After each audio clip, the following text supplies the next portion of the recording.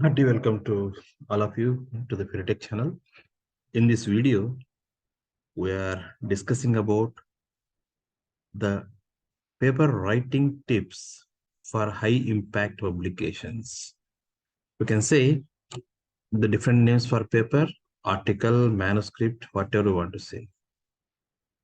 Here, manuscript or paper writing is considered as the significant cornerstone of any research. Let it be academic research or individual research or any product outcome based research.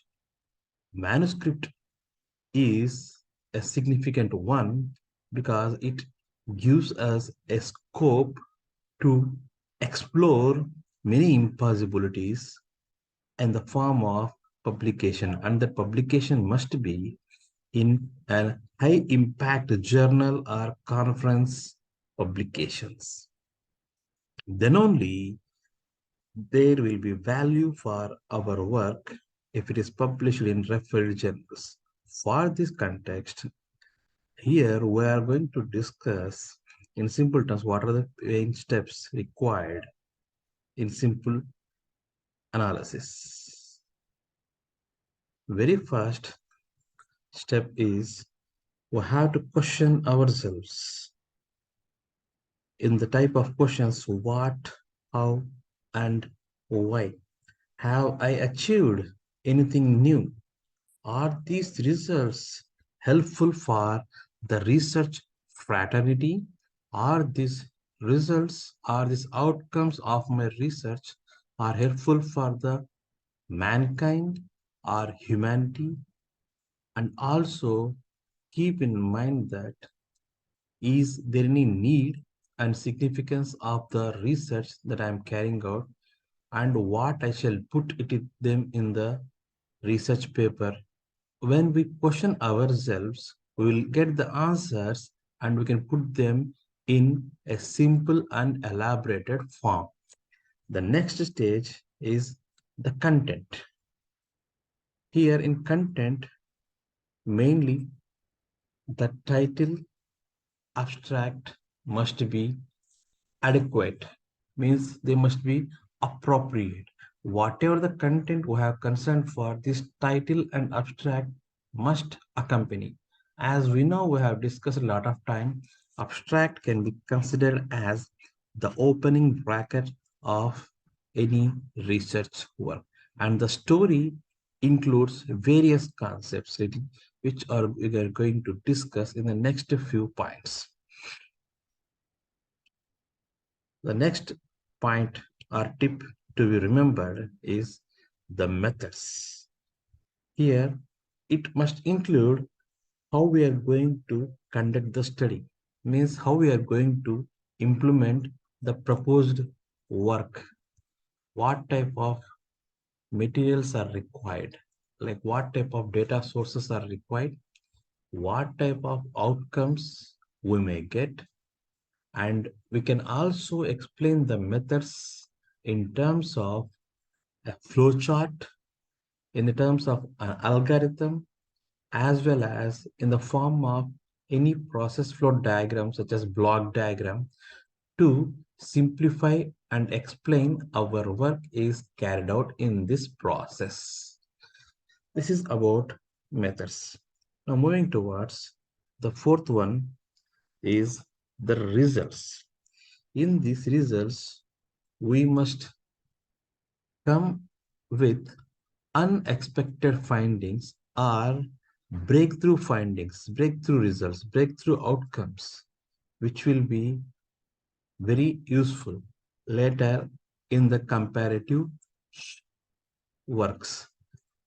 And for the comparative or comparison work, the statistical analysis containing various parameters or attributes must be derived from the results, and later for these findings and statistical analysis, one must carry out the discussion of the results in the simplest form by integrating the methodology and the outcomes that have come stage by stage, such that it can increase the interest in the next upcoming researchers to carry our work as an extension. We should be ready with these discussions in a clear cut manner. Even in the results,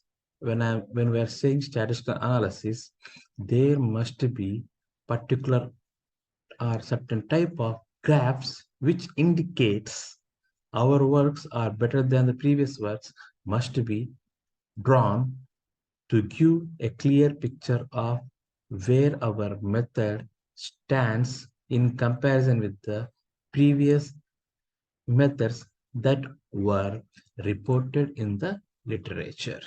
This is how results are called as the backbone of the work.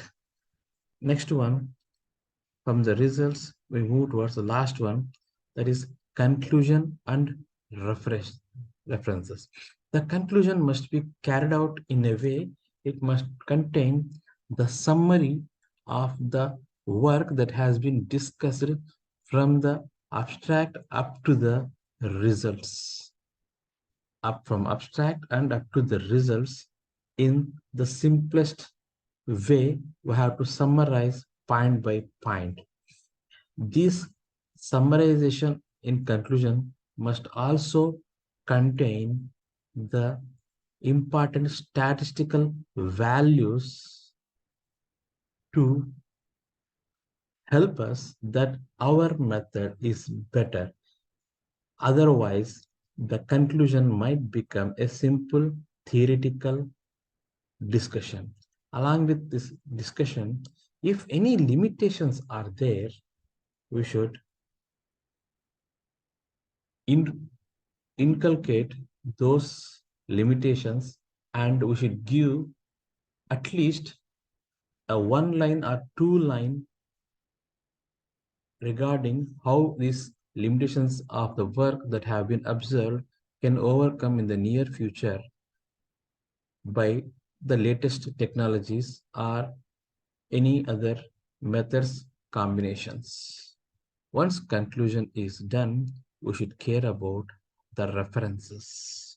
It is very strictly observed in the high impact publication journals that all the references are cited properly, and also keep in mind that don't put references many and more, and keep in mind that the references must be not bounded to one area, means one zone or one place or one country. They must be in a global way, but they must be relevant to the citation in the work or which you have discussed in the content. Along with that point, we should reduce the self-citation issues. Some of the journals which are reputed, they don't like we carrying out self-citations only for the sake of improving our resume or CV by highlighting the citations. Avoid those citations. Avoid those references such that we don't go for self-citations. But keep in mind that the references must be the at least 5 years works from the date of the preparing this paper or article. This is how these methods or tips are helpful in writing a paper which is meant for high impact publication journals. Hope this video has explained you a lot. If any doubts, I request you to please provide some feedback in the comment section such that we can improvise the channel. If anyone wants to give any guest lectures on our channels, they can directly put a message in the any of our videos. We will see them and we'll come back to them so they can give some discussions on our channel. Thank you.